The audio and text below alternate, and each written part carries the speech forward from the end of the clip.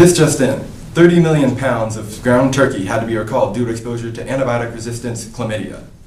Here's Jim with sports.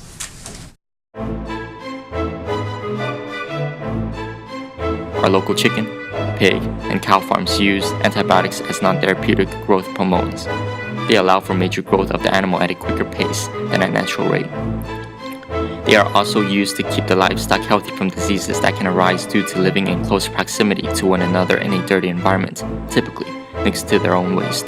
This waste is commonly used as fertilizer for the produce that we eat at our local grocery stores.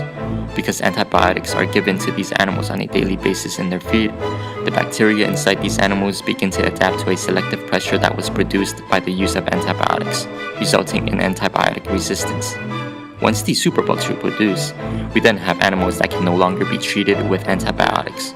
Unknowingly, this is the food that ends up on our plates, spreading the antibiotic-resistant bacteria to us as we eat. Hi, I'm Cheshire Calico, and welcome back to the news. Here with me now, I have Professor Miriam Barlow from the prestigious UC Merced, and she's going to be discussing some of her research about antibiotic resistance. So, in a nutshell, Professor Barlow, what is it you're investigating?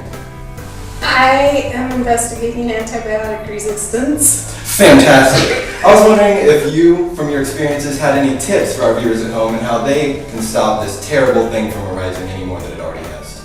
Probably the best way to stop antibiotic resistance is to stop getting sick. And there are a lot of things you can do to stay healthy. I was also wondering, is there a certain method of transportation that citizens could be using in efforts to reduce the arising of antibiotic resistance or just in getting sick in general? So there are some methods of transportation that will keep you healthier than others. For example, if you're traveling on an airplane and there's a very sick person on an airplane, you could also get sick from that person.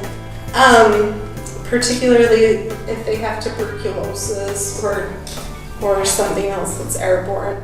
But then just for kind of normal day-to-day, probably walking or riding a bicycle is really healthy, because if you're exercising then your immune system is going to be strong and you'll be better at fighting off infections.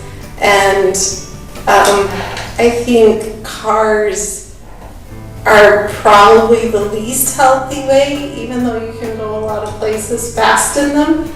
But there's just very little exercise involved in driving a car. I'm terrified because I drive cars a lot. That is my main method of transportation. So I feel like I am going to get sick and I am part of the main problem now. So I will go and cry about that. And you also used a lot of words I didn't understand: tuberculosis, airborne. So I hope readers, if you have a dictionary at home, you could also do a little more research. Kind of like the research you do, research. This is fantastic. We're all scientists in a little bit of a kind of way. So that's about all the time we have, I think. Thank you for your complete answers and your time with us. Very charitable of you to come and talk with us here in the studio. But thank you. And is there anything else you'd like to leave the readers with? I have no idea. Thank you again. Have a fantastic evening, Merced.